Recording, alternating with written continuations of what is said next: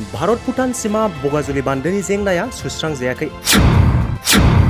जेंनाफोरखौ फोजोबनो सोरखारनि फारसे खावलायदों। आबाद मावनायनि थाखायबो खस्थ' मोनबाय, गोबां रोखोमनि बेबायदिनो खस्थ'खौ मोनबोगासिनो दङ। नाथाय जोङो सरखारनो खिन्थाबोबाय थादों। सरखारनिफ्राय जोङो दिनैसिमबो जे रोखोमनि मोननांगौमोन खस्थ' जानायनि मुङाव बे रोखोमनि जों मोननो हायाखै। दैज्लां बोथोर एबा माइ गायनाय बोथोराव आबाद फोथाराव दैनि जगायथायनि थाखाय गोबां जेंनाजों भुगिबाय थादों तामुलपुर जिल्ला भारत भूटान सीमा बगाजुलि ओनसोलनि हाजार हाजार रायजोफोरा। कालीपुर बगाजुलि खाला नदी बान्दो कमिटिनि बेन्दोङाव थानाय गं 22निबो बांसिन गामिनि आबादारि रायजो राजाफोरा आबाद फोथाराव दै जगायथायनि जेंनाजों भुगिनांदों। बे बान्दोनि थाखाय रायजोफोरा लाख लाख रां खरसा खालामनांदों। माइ गायनाय बोथोराव दैनि आंखालजों भुगिनांदों, खामानियाव जावले जावले ओंखारनांदों। बाला अन्थाइ औवाजों बान्दो थेनानै गोबां खस्थ'नि गेजेरजों आबाद फोथाराव दै लाबोनो गोनां जादों।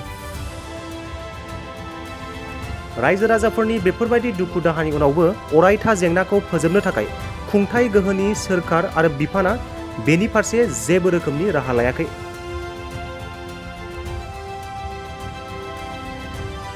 जायनि थाखाय तामुलपुर बियाबनि एमएलए जलेन दैमारी आसाम सोरखार आरो बिटिसि सोरखारनि फारसे गोख्रों खुद्रिसारदों। एमएलए जलेन दैमारीया बे दैमानि थाखाय नांगौ बादियै मदद होआखै होनना अजद दैखांदों। बगाजुलि कालीपुर बान्दोनि जेंनाखौ थाबैनो सुस्रांनानै होनो थाखाय सोरखारनि फारसे खावलायदों। दा जोंनि बे कालीपुर बगाजुलि आन्सलिक बान्दो आफादा दा देग्लाय बोसोरावबो बेबायदिनो गोबां रोखोमनि दैबाना जाब्लानो जोंना बान्दोआ बायनानै थाङो। दा बे बान्दो बायबाय थानायनि जाउनाव गोबां रायजो राजाफ्रा आबाद मावनाय फोथाराव दैखौ जि रोखोमनि मोननांगौ बे धरनै जोङो मोननो हायाखै। दा जाउनाव मा जायो, जोङो अखा हाबानो दै बान्दोआव फैबाय थानो गोनां जायो। दा जोङो एमएलएनाव अबयसे बे खोथाफोरखौ खिन्थानाय जादोंमोन। दिनैसिम जोङो माबा मोनसे सरकारि भाबै जेबो अनसुंथाइ मोननो हानाय जायाखै। जोङो सिगांनि बोसोरावबो बेबायदिनो खिन्थाबोबाय थादों जोंनि माखासे समस्याफोरखौ, अब्लाबो जोङो सरकारनिफ्राय जेरैबायदि मोननांगौ अनसुंथाइ बे रोखोम मोननो हायाखै। जायनि जाउनाव मा जादों, जोंनि गोबां रायजो राजाफोरा 5,000 आबादारि न'खर दङ। बे 5,000 आबादारि न'खरफ्रा जोबोर माने थांनाय बोसोर आरो देग्लाय बोसोर माने गोबां रोखोमनि खस्थ' मोननो गोनां जादों। मानोना सिगाङाव जोङो भुटान सिंनिफ्राय बान्दोखौ थेनानै लाबोयोमोन। बे समाव जोंहा इसेबां माने खस्थ'नि माबा जायाखैमोन बान्दो थेनायनि बेलायाव। नाथाय मा जाहैबाय, दुखु गोनां बाथ्रा, जोंना नैबे मोनसे देम दङ बेहाय दैमा गेजेराव जोंनि बान्दो खाथियाव। बे देमा थाथेना होनानै जोंनि दैमाया दैमाजों थांनो गारै जोंनि जाय भुटाननिफ्राय जोङो आबाद फोथाराव लांनो थाखाय दंग' लाबोनाय दंमोन, बे दंग'खौ खुरख्लानानै होनाय जादों। दा खुरख्लाना होयोब्ला जों मा जाहैबाय, दंग'खौ फोथौनो गोनां जाहैबाय, दैमाजों समान जों खालामनो गोनां जाहैबाय। दैमाजों समान जोङो दंग' जावनो गोनाङाव मा जाहैखो, जोङो खख्लिं लगायनो गोनां जाहैदों। जोङो सप्तानै जोङो खख्लिं लगायनो गोनां जाहैदों। बे सप्तानैनि खख्लिं लगायनायाव जोंना रायजो राजानिफ्राय खांनाय रां फैसाफ्रा माने 6.5 लाख थाखा खरसा जादों थांनाय बोसोराव। आरो देग्लायबो बे एखे रोखोमनि जोङो दैमाखौ नेट होनाय जादोंमोन बान्दो थेनो थाखाय। बे नेट होनायावबो जोङो नेट बायनायावनो आरो खख्लिं लगायनायावनो आरो JCB लगायनायावनो आरो बान्दो थेनो थाखाय अन्थाइ बल्दार रोगानो थाखाय जोङो ट्रेक्टर लानो गोनां जादों 2। दा बे रोखोमनो देग्लायबो बोसोराव बे 6.5 लाख थाखायानो थांनाय जादों। जाउनाव मा जाहैखो, रायजो राजाफ्रा थाखा फैसा खांनायनि बेलायाव माने खस्थ' मोनबाय, आबाद मावनायनि थाखायबो खस्थ' मोनबाय, गोबां रोखोमनि बेबायदिनो खस्थ'खौ मोनबोगासिनो दङ। नाथाय जोङो सरकारनो खिन्थाबोबाय थादों। सरकारनिफ्राय जोङो दिनैसिमबो जे रोखोमनि मोननांगौमोन खस्थ' जानायनि मुङाव बे रोखोमनि जों मोननो हायाखै। गोबां रायजोफ्रा दा जोंनि आफादाव बुङो, आफादखौ नारसिनो जे सरकारनो जोंनि दुखु खस्थ'फोरखौ फोरमाय, सरकारनिफ्राय माबा मोनसे मोननो हायो खोमा होननानै। नाथाय जोङो बुंनो थाङोब्ला एमएलएनो जोङो फोरमायनाय जादों। एमएलएआ खोथा होदोंब्लाबो दिनैसिम हरनो हानाय अबस्थायाव फैयाखै एमएलएआबो। दा जायनि जाउनाव मा खस्थ'फ्रा गायनायाव फुनायाव मावनायाव दांनायाव बान्दो थेनायाव गोबां रोखोमनि खस्थ'खौ जोङो मोनगासिनो दं। बोथोरावबो बुंनो थाङोबा बोथोरनिफ्रायनो जि समाव जोङो खोथिया फोनायनि बोथोर जेरैहाय जेठ मासाव खोथिया फोनो थाखाय जों बान्दो थेनायनिफ्राय दैबानाखौ जों लोगो मोनबोदों। दैबाना खनसे फैबानो ओरैबायदि माने बायो, खनसेयाव जोङो थेनो हाया, खनथामसिम बायनो गोनां जायो, बायो। दा खनथाम बायोब्ला मा जायो, जों मानसि गोजा थेनो हायाब्ला जों JCBखौ लोगो लोगो लाफानो गोनां जायो। लोगो लोगो लाफानो गोनां जायोबा रायजो राजानिफ्राय जोङो सान्दाखांनो गोनां जायो। दा बे रोखोमनो दिनैसिम ओरैनो 26 बार माने बान्दोनि खामानिया जाबाय, थारमाने 26 बार खामानिया जाबाय आरोखि। दा दासिमबो दिनैसिमबो रायजो राजाफ्रा खाथिगासिनो दङ, खस्थ' मोनगासिनो दङ। दैया बेबायदिनो अखा हाबानो बान्दोआ बायो, बान्दो बायबाथाय आरो आबाद फोथाराव दैया रानलायबाय, आरो बान्दो बायनाय लोगो लोगो रायजो राजाफ्रा दावराव जाबाय, बान्दोआव फैयो।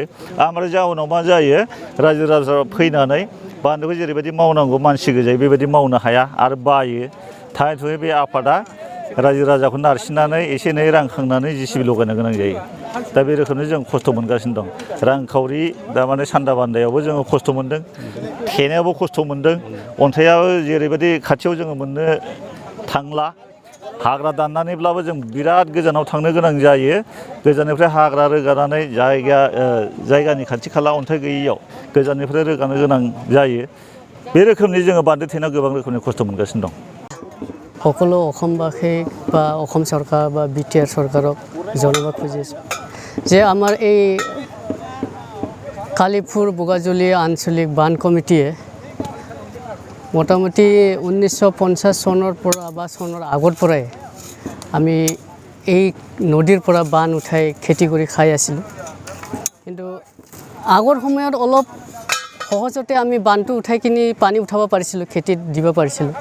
কিন্তু আজিকালি এই 2-3 বছৰত এনেকুৱা সমস্যা হৈছে আমাৰ ইয়াত, মানে অকণমান বৰষুণ দিলে ন বানটো পুৰা ভাঙি যায়। ভাঙি গ'লে এনেকুৱা অৱস্থাত হয়, মানে আমি এক সপ্তাহলৈকে কাম কৰিলেও বান্ধি উঠাব নোৱাৰোঁ, পানী উঠাব নোৱাৰোঁ।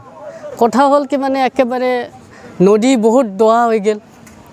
এইফালে ইয়াৰ পৰা মোটামুটি 500 মিটাৰ তলত টেণ্ডাৰ দি নদীৰ বালু উঠাই কিনি খনন কাৰ্যসূচী কৰিয়ে মানে নদীটো দহা কৰি দিছে। সেইটোৰ কাৰণে আমাৰ এইটো মানে দহা হৈ গ'ল। দহা হৈ যোৱাৰ লগে লগে আমাৰ ইয়াত বান্ধাটো তাৰমানে কমপ্লিটলি তাৰমানে এনেকুৱা মানে ডেঞ্জাৰাছ হৈ গ'ল, তাৰমানে যে আমি বান্ধিবই নোৱাৰোঁ। এইটো চাই লওক আপোনালোকে, নদী কিমান ওপৰত আছে, আমাৰ দং বহুত কিমান ওপৰত আছে, সেনেকুৱা। তাৰপিছত আমি প্ৰতি বছৰে তাৰমানে ৰাইজে এনেকুৱা কৰে যে আমি ঘৰ প্ৰতি 1000-2000 এনেকুৱা কালেকশ্যন কৰি আমি বান্ধিব লগা হৈ যায়। নেট দিছিলোঁ আমি এইটো বছৰত মোটামুটি 6 লাখ টকা এই নেট দিয়াতে গ'ল আমাৰ, এনে পানীত গ'ল, কোনো কামতে নিদিল। যোৱা বছৰ আমি 6 লাখ মানে খৰচ কৰিলোঁ এইটো দং ফুটি যোৱাটো, LNT লগাই JCB লগাই খান্দোতে, একো কামতে নাহিল। আৰু এই বছৰ এই 2-3 দিন আগত যিখিনি অকণমান বৰষুণ আহিছিল, সেই বৰষুণেদি আমাৰ এই বান্ধটো ভাঙি গ'ল। আকৌ ভাঙি যোৱাৰ পিছত এতিয়া এনেকুৱা অৱস্থাত হৈছে যে মানে আজিও মানে বান্ধি উঠাব নোৱাৰোঁ পানী, এনেকুৱা অৱস্থা। এতিয়া আমি আকৌ LNTও লগাব লাগিব, LNT লগাই আকৌ মাটিটো বালিটো মানে কাটি পেলাব লাগিব, তাৰ পৰাহে পানী উঠাব লাগিব। এতিয়া আমাৰ আকৌ আজি 50,000ৰ কাম আছে, 50,000 টকা আকৌ এতিয়া নাই। এতিয়া ৰাইজৰ পৰা খুজিব লগা হ'ব, ৰাইজক খুজিলেতো ৰাইজে দিব নোৱাৰে, এনেকুৱা অৱস্থাত আহি আছে। এনেকৈ কাৰণে আহি আমি যোৱা বছৰ আগৰ বছৰত ধৰ্ণা দিলোঁ, ধৰ্ণা কাৰ্যসূচী কৰিয়ে আমি চৰকাৰক তাত এপ্লিকেশ্যন দিলোঁ, মেমৰেণ্ডাম দিলোঁ যে আমাক বান্ধটো বনাই দিব লাগে।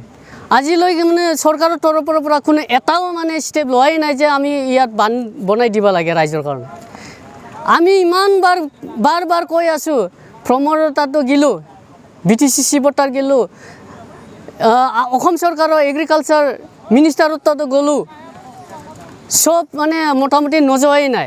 গৈ মানে সব মেমৰেণ্ডাম দিলোঁ, আহি চিফ ইঞ্জিনিয়াৰ আহি কিনি চালোঁ, চাই কিনিও আজিলৈ ইহঁতে কোনো এটা ব্যৱস্থাই কৰা নাই। नोंथाङा गावनि फेभरेट श' नायनायाव स्ल' इन्टारनेट स्पिडनि थाखाय बानायफैबाय नामा?